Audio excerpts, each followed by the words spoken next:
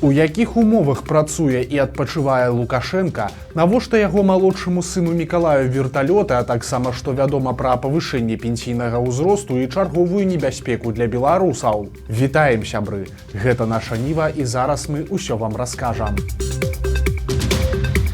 Ці будуць беларускія ўлады яшчэ раз павышаць пенсійны ўзрост? Чуткі пра гэта ходзяць амаль пастаянна, але апошнім часам гэтая тэма настолькі бударажыць народ, што людзей пачалі супакойваць асабіста чыноўнікі. Спачатку старшыня Савета Рэспублікі Наталья Качанова паабяцала, што ў бліжэйшай перспектыве такое рашэнне не плануецца, а цяпер пра пенсійны ўзрост загаварыў і былы віцэ-прэм'ер, а таксама памочнік Лукашэнкі па Магілёўшчыне Леанід Заяц. Ён таксама запэўніў, што беларусам няма чаго баяцца. Цитата.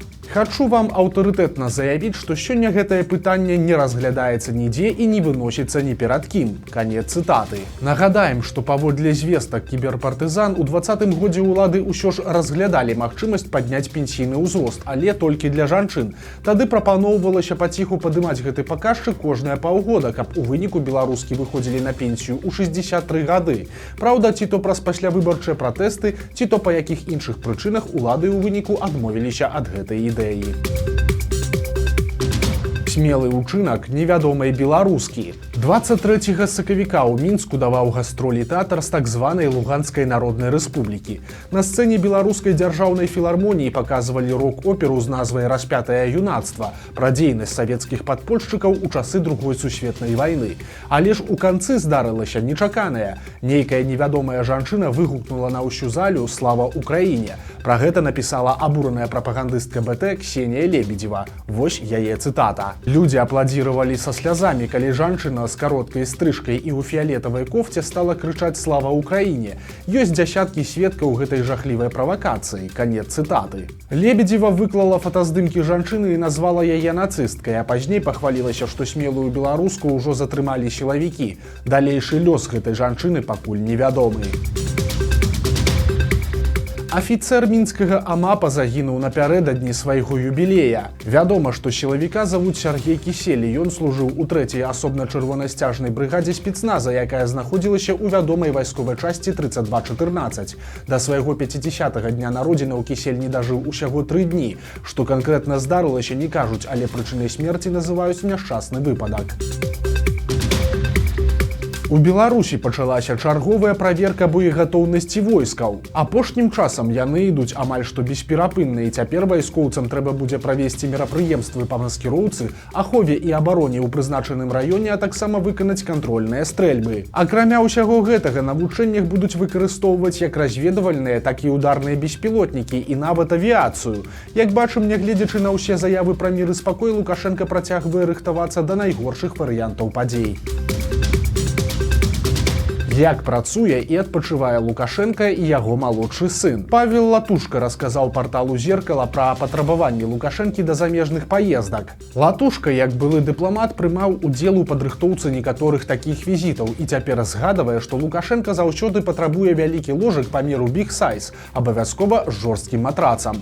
Таксама пажадана, каб пітная вада была не простая, а прэміяльнай французскай маркі «Вітэль». У Беларусі такая вада каштуе 8 рублёў за паўлітра. Некаторыя з прадуктаў харчавання Лукашенко ўвогуле возіць з сабой, напрыклад, беларускія сала і хлеб. Таксама ў часы Латушкі ў замежных паездках Лукашэнкі патрабаваўся сэрвіс, які было складана знайсці нават у 5-зоркавых гатэлях. Напрыклад, яму было важна глядзець свежыя выпускі навін дзяржаўнага беларускага тэлебачання. Таму раней Лукашэнку нават запісвалі на відэакасету галоўны выпуск панарамы ад БТ. Цяпер жа падчас візітаў Лукашенка, калі верыць чуткам, глядзіць навіны АНТ, хутчэй за ўсё праз інтэрнэт. Часам Лукашенка выстаўляе і іншыя патрабаванні. Напрыклад, у паездках ён хоча займацца спортам. І калі верыць Латушку, то падчас аднаго з візітаў у Эміраты умовай была неабходнасць прадаставіць Лукашенку трасу для катання на лыжы-ролерах. Праўда, у гэтую краіну Лукашенка прыязджае, як правіла, не па справах, а для адпачынку і вырашэння сваіх асабістых пытанняў. У 2018 годзе, калі Лукашенка збіраўся ехаць у Парыж, то для яго шукалі нумар з відам на Эйфелеву вежу. Латушка згадвае, што такі каштаваў каля 15 тысяч еўра за ноч. Але ў той раз Лукашенко нікуды не паехаў і замест сябе прыслаў Мясніковіча, якому такую раскошу ўжо не прадастаўлялі. Таму ў той раз атрымалася сэканоміць. Што ж тычыцца Мікалая Лукашэнкі, які нярэдка суправаджае бацьку ў паездках, то для яго рыхтуюць асобную праграму. Павел Латушка запэўнівае, што былі выпадкі, калі Мікалая на асобныя экскурсіі вазілі нават верталётамі. Такое здаралася пры візіце ў Пакістан і не толькі. У Катары для Мікалая таксама рабілі асобную праграму з верталётамі. Намеснік міністра ўнутраных спраў Мікалай Карпянкоў зноў расказаў, як на Беларусь падаюць дроны. Прычым пакуль Лукашенко і яго паплечнікі старанна маўчаць і хаваюць гэта як могуць, Карпянкоў чарговы раз кажа так: падаюць проста пасярод жылых домоў. Бог охраняет Республику Беларусь. Вот сколько они в полях падали, столько они взрывались. Ну сколько они падали в населенных пунктах, в Лойнике, в Хоеве. Вы знаете, они не взрываются. Они вот прямо вот между домов вот падают, на дорогу падают, до дома остается 50-60 метров, и вы знаете, они не детонируют.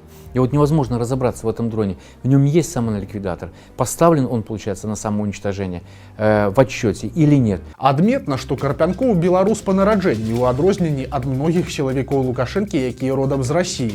Але ж ён банальна не ведае, як правільна называюцца беларускія гарады на Гомельшчыне.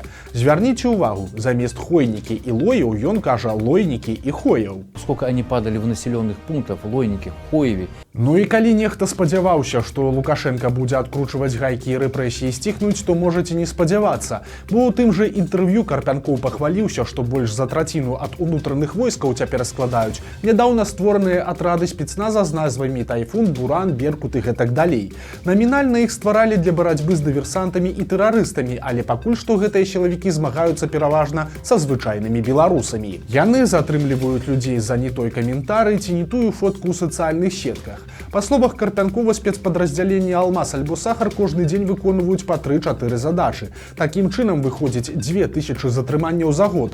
Прычым тое, што большасць так званых задач гэта палітычныя справы, Карпянкоў і не хавае. Ну а сейчас работы будет больше. Белорусский гаюн, правильно, да, слит в этой ситуации. Байпол слит в этой ситуации. Я скажу, наши подразделения работают каждый день. Таксама Карпянкоў адкрыта кажа, што галоўная задача гэтых спецназаўцаў не абарона беларусаў ад злачынцаў, а абарона Лукашэнкі ад беларусаў. Ну и, конечно, мы хотим и заявляем о себе как такой серьезной силы, которые за президента готовы, если понадобится, дать в глаз. Не только, получается, вот убеждать, а если понадобится, и дать в глаз. Вот на том вот уровне, где может вот кто-то, скажем так, пытаться что-то грубое сказать.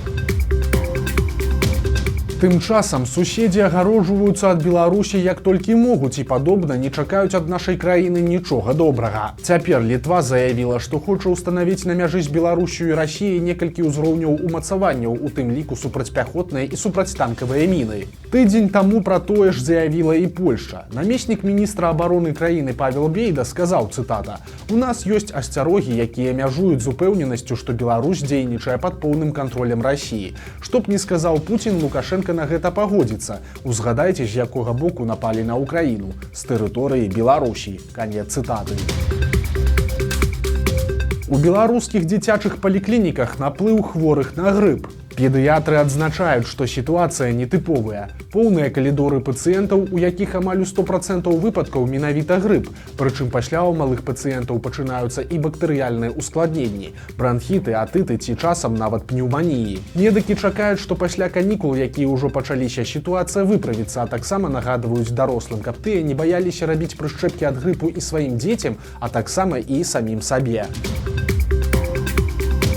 2 стагоддзі катавалі людзей, а цяпер будуць іх забаўляць. Стала вядома, што чакае мінскую валадарку, дзе да апошняга часу быў следчы ізалятар і турма. Летась усіх зняволеных перавялі адтуль у новае СІЗА ў Калядзічах, і з таго часу валадарка стаяла зачыненай. Цяпер жа чыноўнікі плануюць правесці маштабную рэстаўрацыю, бо Пішчалаўскі замак, у якім знаходзіцца валадарка, адзіны такі замак на тэрыторыі Мінска. Таму будынак паспрабуюць захаваць, а пасля яго адкрыюць для агульнага карыстання. Чакаецца, што на ніжніх паверхах размесцяць аб'екты грамадскага харчавання, то бок нейкія кафэ і рэстараны, але ж толькі дзяржаўныя. На верхніх паверхах будуць офісы. Акрамя таго, праект рэканструкцыі прадугледжвае пляцоўку для культурна-масавых мерапрыемстваў, то бок цяпер на валадарцы будуць праводзіць канцэрты.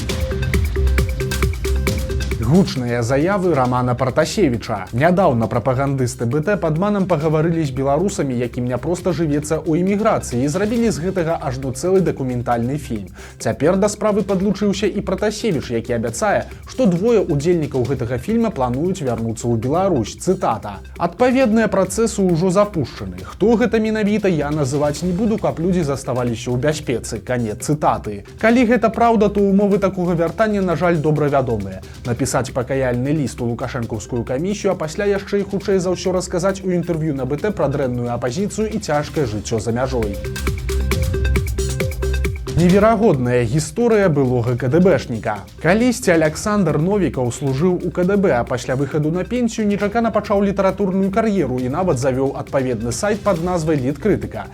Запомніўся ён у асноўным скандаламі. Новікаў гадамі пляжыў дзеячаў беларускага нацыянальнага руху, але пасля кардынальна змяніў пазіцыю і стаў крытыкаваць Александра Лукашэнку і расійскую агрэсію. Апошняя чакана скончылася крыміналкай і турмой. На волю Новікаў выйшаў у маі 24-го года, правёўшы за кратамі амаль 2 гады па палітычна матываваным прысудзе за распальванне варожасці, а таксама за распаўсюд звестак пра асабістае жыццё.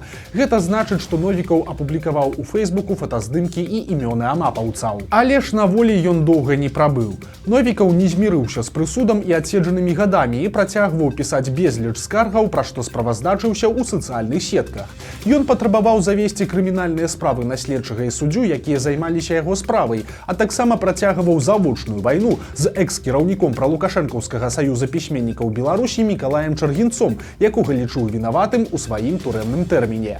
Пасля Новікава нават выклікалі ў гомельскі губазік, а таксама правялі ператрус і забралі камп'ютар. Прычынай стала тое, што наш герой негатыўна выказаўся на адрас намесніка генеральнага пракурора Стука, суддзі Верховнага суда Кавальчука, суддзі гомельскага абласнога суда Пескунова і Чаргінца, а таксама паведамляў нібыта хлуслівыя звесткі аб прававым палажэнні грамадзян і дзейнасці дзяржаўных органаў. Пазней у гэтым лютым на Новікава завялі яшчэ адну крымінальную справу за паклёп, ну а цяпер ён знік. На яго сайце вісіць пасланне з такім тэкстам.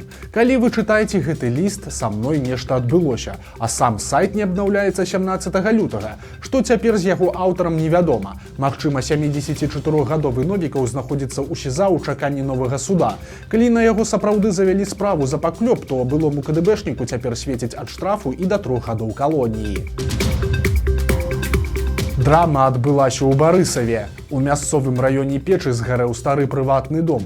Як адну з прычын пажарныя разглядаюць неасцярожнасць з агнём пры курэнні, але ж суседзі расказваюць зусім іншую, больш драматычную версію. Па іх словах, мясцовая пенсіянерка выпівала дома разам са сваім сужыцелем. У нейкі момант пачалася сварка і жанчына пакрыўдзілася на свайго кавалера.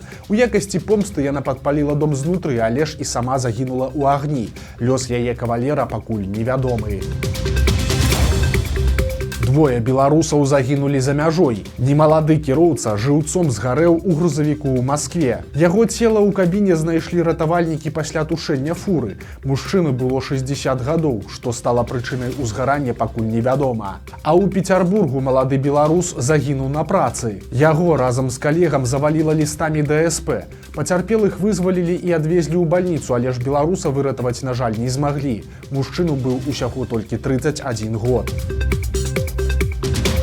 Вось такія навіны панядзелка. Падпісывайцеся на канал, стаўце лайкі альбо дызлайкі і выказвайце заўвагі ў каментарах. І, канешне, чытайце нашу ніву, глядзіце нашу ніву і любіце Беларусь. Да сустрэчы заўтра.